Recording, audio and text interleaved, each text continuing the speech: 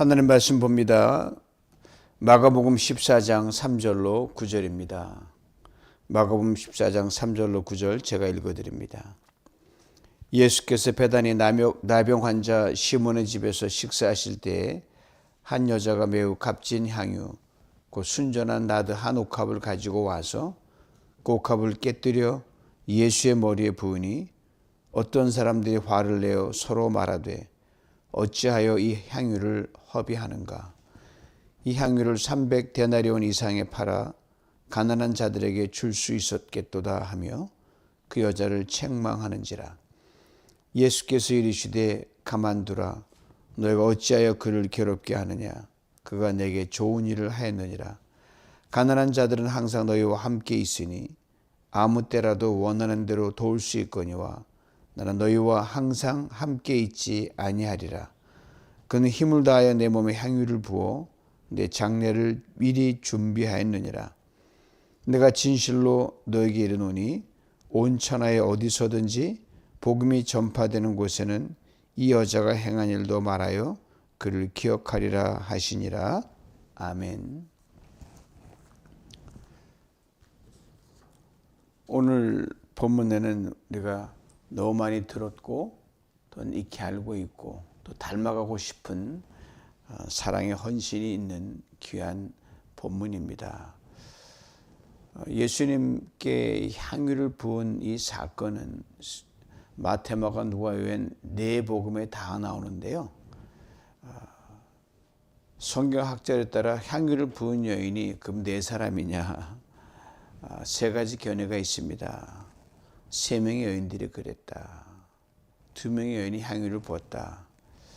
아니 한 명이 분 걸 이렇게 다른 각도에서 설명한 거다라고 이야기하는데 예수님의 생애 일주일간의 행적을 잘 조명해 보면요. 두 명의 여인들이 향유를 부은 것이 가장 타당한 분석이고 저도 그렇게 생각을 합니다. 그러니까 마태, 마가, 요한복음에 향유 부은 여인이 등장하고 그다음에 누가복음에 등장하는데 이렇게 두 명이죠. 누가복음에 다른 한 여인, 그다음에 다른 세 복음에 다른 한 여인. 근데 재미있는 것은 마태, 마가, 누가는 여인의 이름을 밝히지 않는데 요한은 여인의 이름을 밝혀주고 있습니다. 요한이 어떤 때 굉장히 치밀하고 제일 어린 제자였기 때문에 다른 복음에 없는 것들을 톡톡 적어놨어요. 이렇게 아이들이 호기심 많기 때문에 다른 사람 놓친 거를 이렇게 잘 체크해가지고 해놓지 않았나면 때로는 놀라움을 금치 못할 때가 있습니다. 요한이 밝히고 있기 때문에 오늘 본문의 마가복음에 같은 여인이기 때문에 요한복음을 참고하면 이 여인이 누군지 알 수가 있습니다. 이름이 공교롭게 똑같아요. 마리아. 하나는 몸을 판 막달라 마리아가 성경에 등장하고요. 하나는 나사로의 누이 동생 마리아입니다. 마르다 마리아 자매지간이죠. 시간적으로 볼 때 막달라 마리아가 향유를 부은 사건이 먼저입니다. 그리고 나사로의 누이 동생 마리아가 향유를 부은 사건이 나중 나오는데 바로 오늘 본문이 그렇죠. 바로 나사로의 누이 동생 마리아에 의해서 행해진 그 향유 사건. 오늘 우리가 보면서 은혜를 받기를 원합니다. 요한복음의 기록 같은 여인이니까 여기 이름이 나와 있고 오늘 마가복음은 안 나와 있고 요한복음 12장 1절 이렇게 되어 있습니다. 6월절 엿새 전에 예수께서 베다니에 이르시니 이곳은 예수께서 죽은 자 가운데서 살리신 나사로가 있는 곳이라. 6월절 엿새 전이라는 것은 예수님 십자가에 못 박혀 돌아가시기 6일 전을 말합니다. 마지막 사건이죠. 마지막 사랑의 사건, 마지막 그 정서에서 예수님 생전에 마지막 맞는 6월절이에요. 그러니까 예수님이 이번 주 시간적으로 거기서 올라가면 이번 이제 안 다가왔지만 한 2, 3일 지난 금요일에 예수님이 돌아가셨거든요. 그러니까 지난주 토요일에 이 향유 사건이 있었다는 거예요. 근데 향유 사건이 일어난 장소가 베다니입니다. 베다니. 대단한 것으로 유명한 사건은 그 당시에는 알리고 싶지 않은 걸로 유명한 동네가 베단이에요. 의미심장한 사건이 그런데 여기서 두 개가 일어납니다. 먼저는 예수님이 죽은 나사로를 살리신 그 장소가 베단입니다. 다른 하나는 오늘 본문의 향유 사건입니다. 그래서 무명의 동네가 다른 걸로 어떤 모든 사람들에게 때로는 그렇게 가고 싶지 않은 그런 동네가 이 두 사건으로 오가는 모든 시대 사람들에게 회자되고 있습니다. 장소를 좀 더 구체적으로 말하면 베단이 시몬의 집입니다. 시몬은 나병 환자였습니다. 특별히 그 베단이라는 동네랑 연결시켜 보면 이 시몬 나병 환자가 뭐 드물게 있는 사람이 아니라 베단이라는 동네가 유독 나병 환자가 많은 나환자촌이었어요. 이 베다니가. 그러니까 사람들이 기피하는 동네인데 여기서 엄청난 사건이 일어났거든요. 여기에 대한 그 쿰란 공동체에서 발견된 고증에 의하면 이 나병 환자를 이야기할 땐 여지없이 베다니 마을이 튀어나옵니다. 거기가 그냥 하나의 집산지였어요. 우리도 이제 음성 나환자촌 이렇게 많지 않습니까? 소록돈이 지금이야 뭐 많이 이제 없는 것처럼 돼 있지만 수많은 동네 중에서 유독 나사로를 살리셨던 베다니를 선택하시고 베다니의 수많은 집들 가운데 하필이면 모든 사람들이 꺼려하는 나병 환자 시몬의 집에서 예수님께서 십자가를 지시기 위해 예루살렘 들어가기 직전 거기서 묵으셨거든요. 거기서 하룻밤 보냈단 말입니다. 참 기이한 사건이요. 두 가지를 생각해 볼 수 있어요. 하나는 거기가 머무시기에 참으로 편했기 때문에 그렇습니다. 이런 비근한 예를 들면 자녀들이 여럿이 있어도 어느 자녀의 집에 가면 참 편한데 어느 자녀가 가면 불편한 곳이 있거든요. 뭐 이건 뭐 가정뿐 아니라 어떤 사람 만나면 참 편하고 불편한 사람이 있단 말이에요. 부모님들이 건강할 때는 이 집 다녀도 괜찮고 자기 인디펜던트 하니까 저게도 괜찮고 네, 연세가 들고 몸이 약해지게 되면 이런 말씀하는 걸 제가 많이 들었어요. 이제는 아무에게 집에서 주로 지내야겠다. 거기가 다른 애들 집보다 왠지 더 편안하고 좋다. 그리고 할머니는 거기서 내가 임종을 맡고자 한다. 요즘에 과거에는 뭐 병원에 사는 게 없었기 때문에 집에서 이제 마지막 보내기를 원해서 이제 그런 말 하셨거든요. 요번에 뭐 이제 집행에다 바뀌었으니까.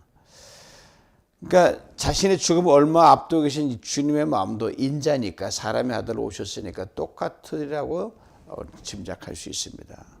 그 다음 하나는요. 예루살렘 들어가시기 전 그러니까 마지막으로 한번 만나보고 싶은 누군가가 있었다는 거예요.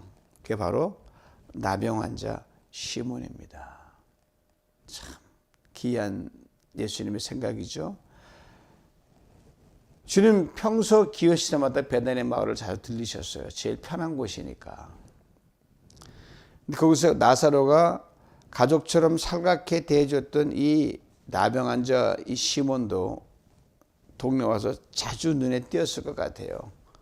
하지만 나사로 가족만큼 살갑지 않으니까 눈에 늘 걸려있던 것 같아요. 이놈 한번 내가 더 보고 이 땅에서 한번 가야겠다. 좀 궁금한 건 예수님이 이 나병 환자 시몬의 병을 고쳐줬을까? 성경은 언급이 없습니다. 가능성은 있죠. 저는 고쳐주셨으면 틀림없으리라고 생각을 합니다. 나사로를 무덤에 나오게 하신 분이 그에게 큰 선물 주셨다고 저는 생각하거든요. 이제 그를 찾아가는 것은 하나님께 성전에 나갈 수 없는 사람들이 낫다 할지라도 그 이전 이력을 보고 아유 저 나병 환자 아니야 꺼리게 많거든요. 그러니까 주로 아마 그 동네 근처에서 생활했던 삶이 갇혀져 있던 삶이 시몬의 삶이었어요. 친히 찾아오셔서 마지막에 그를 살갑게 맞이해 주십니다. 여기서 저는 굉장히 우리 감동적인 주님의 어떤 사랑을 느낄 수 있죠. 찾아 나올 수 없을 만큼 부끄러움이 있는 사람들, 추하고 못난 모습이라 할지라도 우리 주님은 아랑곳하지 않고 먼저 찾아오신다는 것. 오늘 시몬의 집을 찾아오신 것처럼 여러분, 나를 먼저 내가 어떤 상황에도 관계없이 찾아와 주시는 사람이 세상에 아무도 없다? 아닙니다. 아무도 없어도 여러분과 저를 지으신 하나님께서 찾아오십니다. 그거면 충분합니다. 이처럼 단잠을 깨우고 주님을 만나기 위해 말씀 속에서 가정 성전에 계신 여러분 한 분 한 분 주님이 오늘도 귀한 은혜 가운데 여러분 만나 주실 줄 믿습니다. 위로해 주실 것이고요. 힘을 더하여 주실 것입니다. 자, 이제 오신 예수님 앞에 저녁상이 차려집니다. 나사로, 시몬 그리고 예수님이 식탁에 앉습니다. 언니 마르다는 여전히 분주히 부엌과 도우갑니다. 식사가 어느 정도 진행이 되어가고 있을 때 동생 마리아가 잠시 자리를 피합니다. 충분히 우리가 상상해 볼 수 있는 그림이거든요. 그리고 향유 한 병을 들고 오는 거예요. 예수님 발 앞에 앉더니 붓기 시작하는 거예요. 이때 오늘 본문은 이렇게 밝힙니다. 3절입니다. 예수께서 베다니 나병 환자 시몬의 집에서 식사하실 때에 한 여자가 매우 값진 향유 곧 순전한 나드 한 옥합을 가지고 와서 그 옥합을 깨뜨려 예수의 머리에 부으니라. 한 여자, 같은 인물이니까 요한복음 기록을 참고하면 나사로의 동생 마리아입니다. 향유 한 병을 다 깨서 다 버무리는 거예요. 이 여인이 부은, 이 마리아가 부은 향유 값이 300데나리온이라고 밝히고 있거든요. 대충 오늘 계산해도 한 데나리온이 장정 하루의 품삯입니다. 그러면 일하지 않은 안식일을 빼면 근 1년치 임금에 해당하는 이 값이 바로 이 여인이 부은 향유, 마리아가 부은 향유의 값이에요. 하루 일당의 임금은 미니멈 웨이지, 가장 그냥 야박하게 잡아도 한 좋게 한 4-5만 불 돼요. 향유니까 향수 아닙니까? 여인들 향수 중에 가장 지금 제가 보니까 어제 찾아보니까 세상에서 가장 비싼 향유가 제일 비싼 게 129만 불, 그 밑에 건 100만 불, 그 다음에 40만 그러더라고요. 근데 보니까 저렇게 향유가 비쌀까 보니 거기 향유를 담은 그릇에다가 엄청난 보석을 갖다가 몇십 개, 몇백 개씩 이렇게 장식해 놔가지고 그 보석값이 더 비싼 거예요. 향수 자체보다 그 보석 때문에 향수값을 한 거죠. 그 장식 때문에 그걸 필요한 사람은 갈 수가 있고, 오늘은 그런 장식이 없는 거라 향유병이란 말입니다. 그러니 최고급 향수인 향유가 담겨 있다고 해도 과언이 아닙니다. 그러니까 그 향유 안에 있는 컨텐츠만 보더라도 오늘날 값으로 환산해도 최고의 것이 바로 오늘 본문에 나오는 향유입니다. 그러면 살림이 넉넉지 않은 그런 나사로 가정에서 그 동생이 어디서 이렇게 비싼 향유를 했을까? 당시 결혼 풍습을 보면 조금 궁금증이 풀립니다. 이스라엘 사람들 결혼 풍습은 혼수 준비물로 가장 중요하게 여기는 게 옷과 향유였습니다. 아마 이 여인이 그 혼인의 날을 위해서 어머니의 어떤 분부대로 해서 조금씩 평생 모아온 향유가 이겁니다. 굉장히 귀하죠. 근데 향유를 부은 것도 귀하지만 이 여인이 그 향유를 부으면서 뭘로 이제 예수님 발을 닦았냐면 자신의 머리털로 예수님의 그 발을 닦았다는 거죠. 상식으로 생각하면 이해가 안 됩니다. 지금도 이해가 안 되죠. 그 당시 사람은 더 이해가 안 됐을 거예요. 아시는 머리는 사람의 가장 중요한 부분이거든요. 특히 이스라엘 여자들은 머리털은 면류관처럼 그렇게 귀히 여겼던 사람들입니다. 면류관이에요. 그래서 머리를 잘하다 길러서 잘 기르고 간수합니다. 지금의 풍습도가 많이 바뀌었겠지만 당시 보면은 이거는 굉장한 겁니다. 근데 머리를 풀어서 예수님의 그 더러운 발을 씻겠다는 것, 이거는 상상을 초월합니다. 이 행동 자체만 해도 그 주변에 있던 제자들 모인 사람들은 깜짝 놀랐을 거예요. 마리아가 미친 여자도 아니고 지극히 정상적이고 그 동네에서 그래도 참 덕 있는 여자로 알려진 그런 처자였거든요.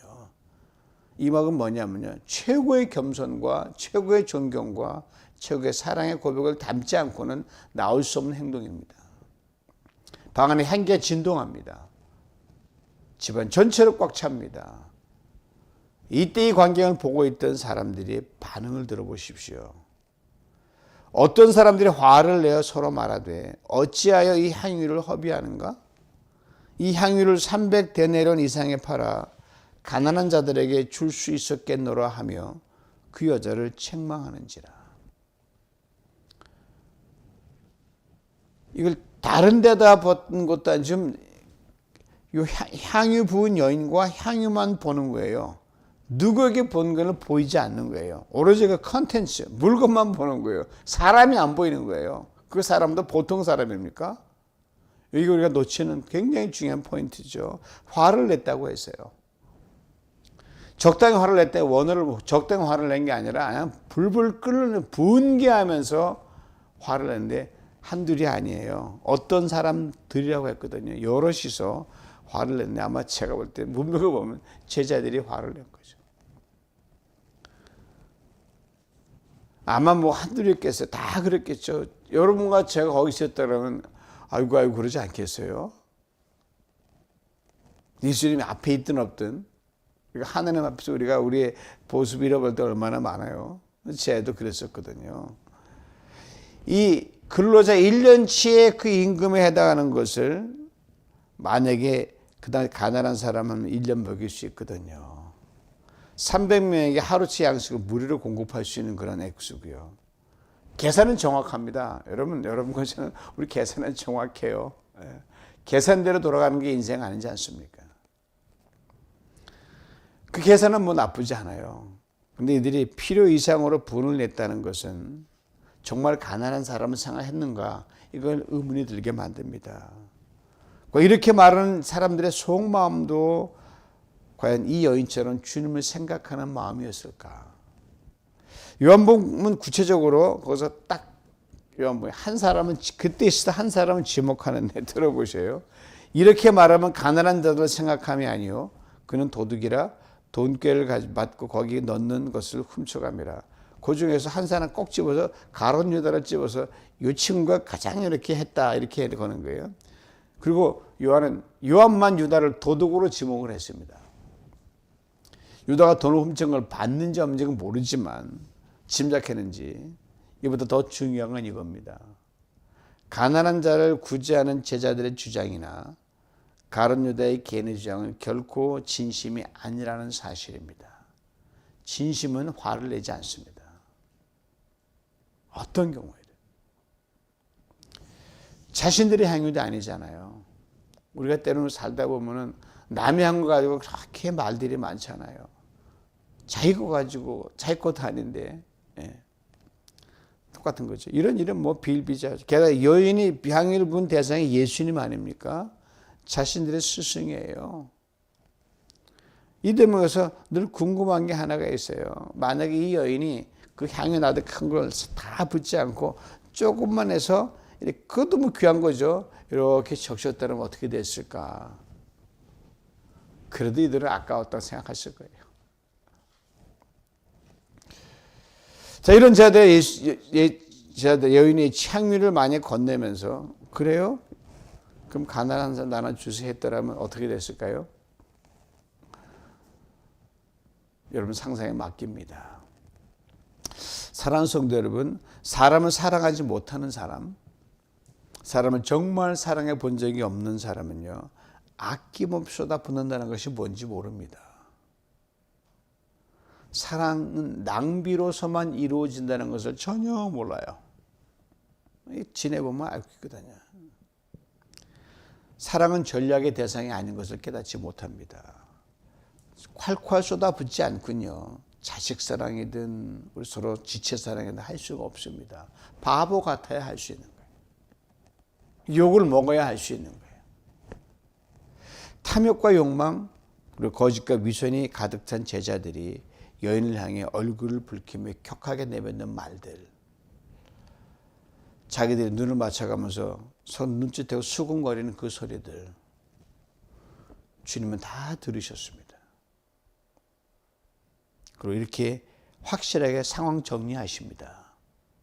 가만둬라. 너희가 어찌 그를 괴롭게 하느냐? 그가 내게 좋은 일을 하였느니라. 그렇으면 사랑은요, 아낌없이 쏟아붓는 겁니다. 저도 이게 한참 모자랍니다.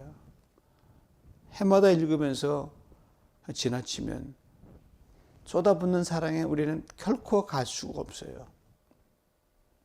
이걸 보고 오늘 한 걸음 더 나아가야지, 이게 오늘 본문이 주는 교훈입니다. 이 여인대로 할 수 있는 거 참 쉽지 않습니다. 오늘 보면 우리는 한 인생의 마지막을 놓고 두 개의 극명한 생각을 보게 됩니다.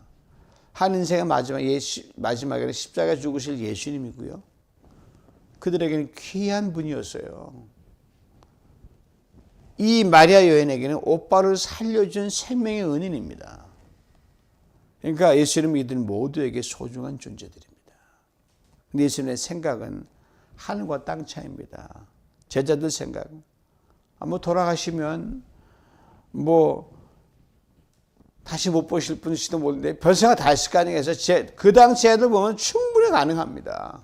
그렇게 바로 예수님 앞에서, 바로 앞에서도 그렇게 엄청나게 싸움했던 제자들이었거든요. 이 귀한 향을 남겨놨다. 좋은 데 써야지. 여인의 생각이에요. 정말 마지막인데, 그동안 못했던 것 마지막인데 이게 마지막이다. 다 드리자. 존경과 정성과 사랑을 담아 풍성함의 극치요, 제 아들의 인색함의 극치입니다. 인간적 관점에서는 여인 참 바보죠. 미련하죠. 제 아들의 반찬은 완전 낭비입니다. 쏟아 버려지는 거예요. 그걸 누가 주워 담겠습니까? 이미 흙이 묻었는데. 회수할 수가 없습니다. 회수 가능한 건 사랑이 아니죠. 그러니까 성경은 누나 말하잖아요. 너희가 갚을 길 없는 자에게 주라는 말이 바로 그거거든요. 쉽게 말씀, 투자 원금은커녕 이자도 못 받는 거예요. 근데 마리아는 거기다 올인해 버렸습니다. 마리아가 생각 없이 이렇게 했을까요? 제자들보다 뛰어난 하늘의 생각을 이제 마리아는 한 겁니다. 주님이 갚아주실 것이다.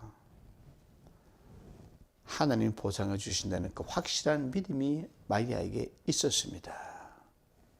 그것이 그 땅에서 그에게 이루어지든 않은 그건 상관이 없어요. 오늘 내가 이 땅에서 보상받고 안 받고 한다 그러면 그것처럼 피곤한 인생 없습니다. 주님 말씀대로 자신 하는 일이 예수님의 장례를 준비하는 것이지만 자기 오빠 나사로를 살려준 걸 보면 부활의 예수님을 확실하게 믿고 있었거든요. 지금 돌아가셔도 혹시 그 말씀대로 만약 예수님이 이 장례를 준비해 감을 잡았을 것 같아요. 제자들은 예수 십자가 달려 돌아가는 무슨 말 하냐고 만류를 했지만 이 마리아는 감을 잡은 것 같아요. 그럼 오빠 살리는 걸 봤거든요. 그럼 돌아가셔도 살아나실 것이고 거기에 준비하는데, 부활을 준비하는데 뭐가 대수냐, 이 믿음이 있었거든요. 주님께 투자했습니다. 있는 힘을 내 투자했습니다. 멀리 내다보고 투자를 했습니다. 바로 부활의 영광, 저 영원한 하늘나라에 투자한 것이죠. 이것을 주님은 산상수훈에서 이렇게 미리 일깨워 주셨습니다. 마태복음 6장 19절 20절 들어보세요. 너희를 위하여 보물을 땅에 쌓아두지 말라. 거기는 좀과 동록이 해하며 도둑이 구멍을 뚫고 도둑질하느니라. 오직 너희를 위하여 보물을 하늘에 쌓아두라. 거기는 좀이나 동록이 해하지 못하며 도둑이 구멍을 뚫지도 못하고 도둑질도 못하느니라. 그렇습니다. 이 여인은 땅에 투자한 것이 아니라 하늘에 투자한 겁니다. 물론 땅에서 한 행동이지요. 근데 그녀의 지향점은 하늘을 향해 있었습니다. 굉장히 중요한 포인트입니다. 마치 주님 일을 한다고 하면서도 방향이 결국 하늘로 올라가지 않은 건 주님이 다 아시거든요. 우리도 아는데 주님 모르실 리가 없잖아요. 그래서 복음서에서 아이러니한 장면, 주님 너희가 아무리 해봐 넌 모른다 그러거든요. 이게 참 깊이 생각할 문제예요. 뭐 지옥불에 던지던 것보다 우리가 얼마나 많은 순간에 우리의 마음이 순수하지 못한 걸 지적해 주는 거 아닙니까? 이 여인의 방향은 사람이 아니라 주님이었습니다. 이걸 잊지 말아야 됩니다.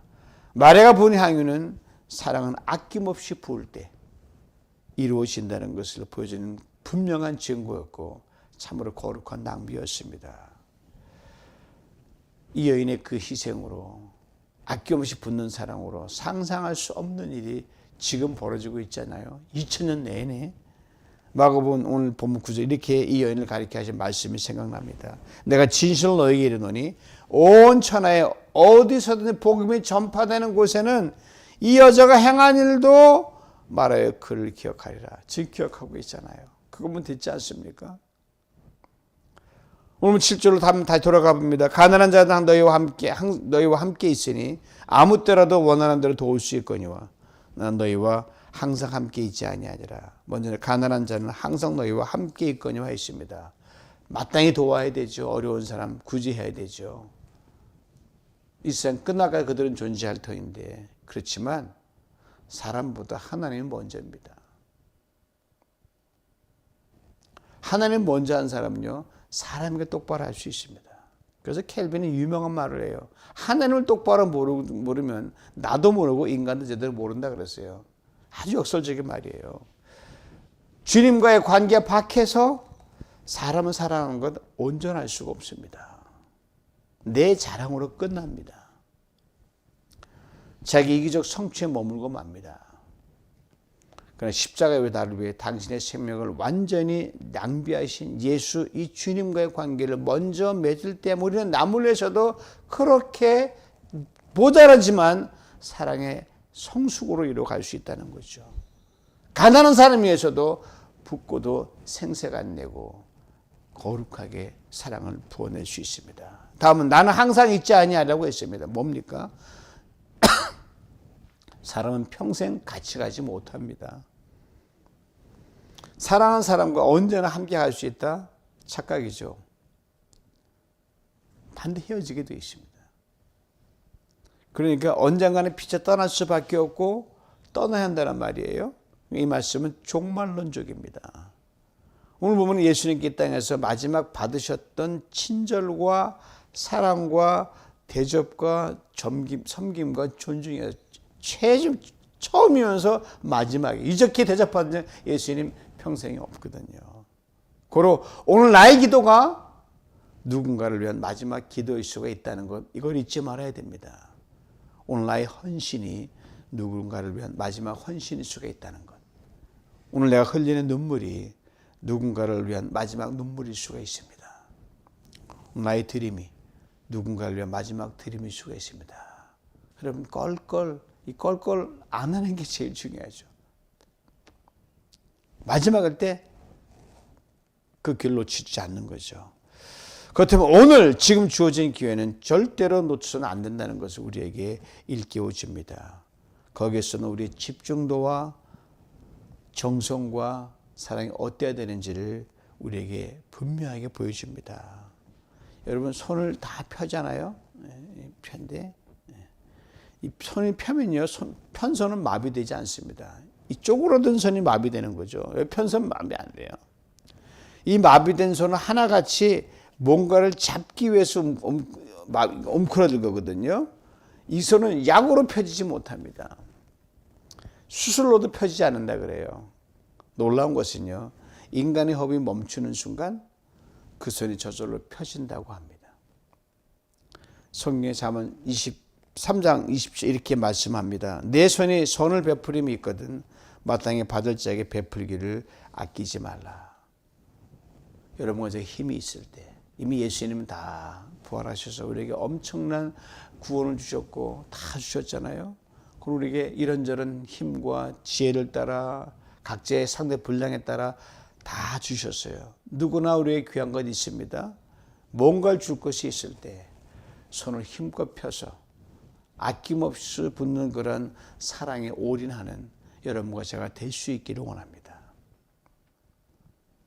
먼저 우리를 위해 당신의 송두리째 낭비하신 주님께 그리하시고, 다음 주님 몸된 교회를 위해서 내가 붙인 지체들과 가까이 있는 사람들에게, 그리고 다른 이웃과의 그 관계에서 아끼고 싶은 사랑의 지경을 점점점 넓혀가는 거죠.